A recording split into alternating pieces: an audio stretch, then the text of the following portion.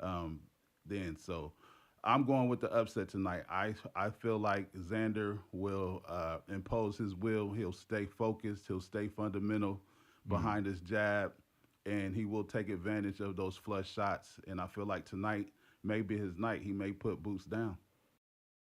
Yo, so what I want to do, man, I want to get into some boxing, coach. All right, bring it, man. We know what's going on. I know what you want to ask me, so go ahead, bring it on, man. All right, so we're going to talk about that recap, your Yeah, prediction. Remember that? yeah, I do remember that prediction. Yes, I did pick Zander Zayas over Boots Ennis. Oh, say it again. I did pick Zander Zayas over Boots Ennis. I did. I picked the upset. We had a young, hungry champion who I felt the moment wouldn't be too big for him. And first, let me just tip my hat to Boots. Boots did show why there's levels to this. It just wasn't Xander's night. However, don't act like y'all didn't see him with spaghetti legs looking like Unk off that yak either. You know what I'm saying? He did get rocked. Yeah. Xander just did not have enough that night to finish him. Now, what that didn't discount my it did discount my prediction that Boots won in such a dominant fashion. However, I did bring up the fact that Boots hadn't fought anybody with the power that could rock him like Xander did. And what that lets you know is he can be hurt, Hmm. and if he gets in the ring with somebody that's a finisher, look out because I feel like Xander had him in that, and I think it was around round four. He just couldn't finish him. And when was the last time? Have you even ever seen Ennis grab and hold with legs that he couldn't even? He could barely stand up, right? Yeah. Yeah. So ultimately, the moment it was just too big. I think the corner did justly stop the fight for Xander, just to give the kid so it didn't damage his his heart or his hunger to Yeah. be champion again. Boots even said it himself after the fight. This kid is going to be champ again. Look out. Boots better be glad he got him when he got him this early. I just feel like the moment with it just maybe got a little too big for him. He wasn't using his angles. He didn't stay disciplined. Mm. He decided to go in and bang early rather than picking his spots. I think that was the first mistake. The second mistake was his corner. When he was coming back to the corner, I did not hear anything to refocus him Mm. to his discipline that he got there with. You know what I mean? So those are just little tiny things that I picked up. And then the heart of a champion just came out. He wanted to come out and prove, hey, I can stand there and bang with you. And Mm-hmm. it just ultimately just came up too short. He's not slow by any means. Right. Boots Right. is Right. just that fast. You know what I mean? I, And you can't lose focus. yep. And that was one thing he did. That was the separation. The moment wasn't too big for Ennis, but it was for Xander. So, what do you say about this? Because one of my, you know, I don't want to say it's a pet peeve, but I just noticed in the boxing game, it's like, okay, when you have a young champion fight a veteran champion, and let's say the veteran wins, Hmm. then people are like, oh, yeah, the younger guy, it was too soon of a fight, but if he wins that fight, it's like, oh, yeah, this young lion is this, that. Now, and if the veteran like Boots, just being slightly older, Yeah, he wins that fight, it's like, well, he fought a guy that's he's a up and coming, a young champion, yeah, but he's too young. It's like, do you think you're given enough credit being a veteran champion? Because I feel it was the same thing like yeah, when Floyd fought Canelo, yeah, right? I yeah, remember Freddie Roach is on record saying like, "Oh, Floyd wouldn't take that fight because of the knockouts that Canelo had." And a lot of people are saying, "Oh, Floyd is playing it safe. He's not going to fight someone like Canelo." Then when he fights Canelo, it's like, "Oh, well, he was too young." yeah. Do you see that same thing with Xander, or do you feel like, from a skill standpoint, maybe he was too young? I wouldn't say he was too young, and as far as it, I know how they're trying to frame it like, hey, a 23-year-old kid can't come out and dominate an older veteran fighter. I would say too young in the amount of fights and maybe Mm, the amount of adversity that he faced. I got you. Now, Now the kid came to fight. I mean, it was obvious that you have never seen anybody standing there again and trade punch for punch with Boots Ennis. Every time that has happened, they've gotten stopped, they've gotten cut. Not they've tapped out on their corner. I do feel like from both sides, or from Xander's side, it's not just the kid; it's the trainer. Also, the trainer was not prepared to bring his fighter into this caliber of a fight because, again, I point out, you did not hear the cornerman refocusing Xander on the things that would help him. Using your angle, stay behind your double jab, dig to the body, slow him down to try and slow that speed down. Stay behind your defense, keep that hand up. You know what I mean? He did not. I did not hear one time that come out of his corner's mouth. So I would say I would bet that he was too young because he chose to fight Boots. He wanted to fight. You know what I mean? Right, and his right. corner was behind him. There were things that the corner saw that they could take advantage of, and he did. Again, he hurt Boots. That is something that you never heard in a Boots fight. He comes out unscathed, dominant fashion, and doesn't need to bite down and pull out some of the skills that he may have had to against a 23-year-old champion. So you can just push that out the window, right? From a Boots side, he came out there and did exactly what he said he was going to do. He was going to show him there's levels, Right. and he was going to teach him a lesson and keep that same energy. And he kept the same energy, and Boots found himself having to back up what he said also, which is something that he would never have. He has never had to do in his 23 fights. I came out saying that neither one of these guys had resumes that would raise their levels like you would expect prior to fighting each other. I think this is a lesson for Xander. Go back to the drawing board, stay disciplined, know that you are who you say you are. You just got bested that night, right? And for Boots, it's time to show and prove. Okay, you're two-time undisputed. Now you face somebody who's hurt you. You came through adversity. Right. Now you got to fight the Fundors. You have to fight the Ortiz, and you're gonna have to show and prove. These are guys that are gonna punch harder than Zander Zayas. They're in their man strength, so to speak. And that's another thing. When you're a young fighter like this, you're not necessarily in your prime yet. Your power prime.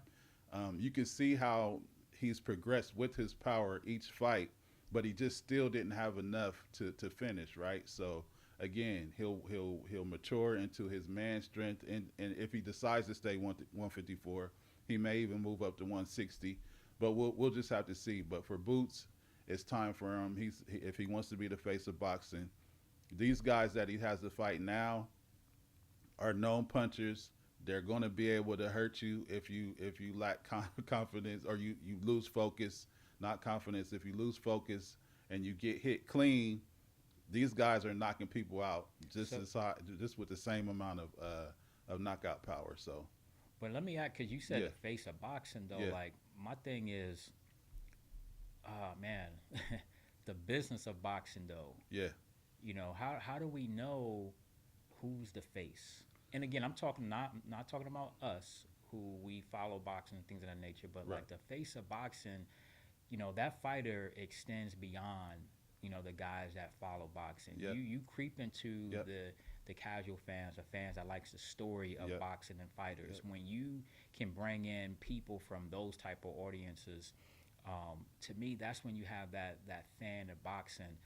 And to be quite honest, when I would talk about this fight, a lot of people that don't really follow it like Yeah. that, but I know have watched some of the big, fights.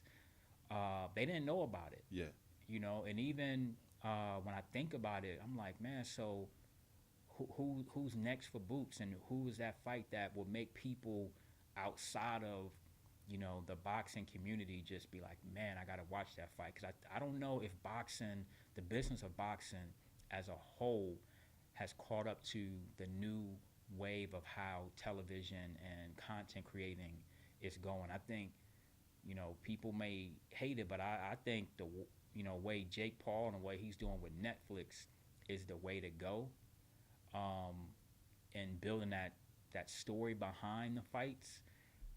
I mean, just your take on the whole the business side of it, because that's my pet peeve. I think there's a lot of great fighters out there, but I don't think they're getting the just due of their teams putting enough marketing behind building like the story behind their career.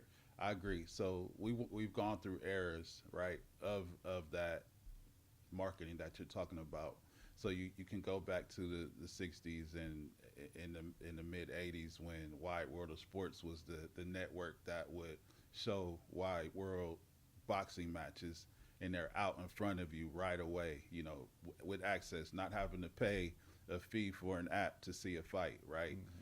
I know as a boxing fan, I get frustrated sometime of, oh, I got to download this app to watch a fight. Oh, I got to have this pay-per-view channel to, you know, I think we need to get back to that one network where you know the fights are going to happen, right? You know you're going to be able to see it, whether you have to pay a fee or whether you're a subscriber and you're able to see it on the Netflix like Jake Paul, where you have access to millions of people watching that at any given time.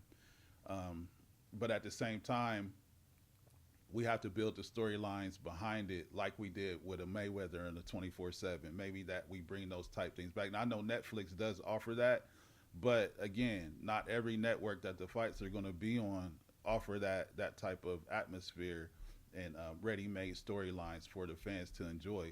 So if you're just a casual fan and not a boxing fan like we are, you wouldn't necessarily know that this is one of the biggest fights of the year that we're getting ready to happen between Zayas and Boots. And again, that's also attributed to the caliber fighters that the fighters are fighting.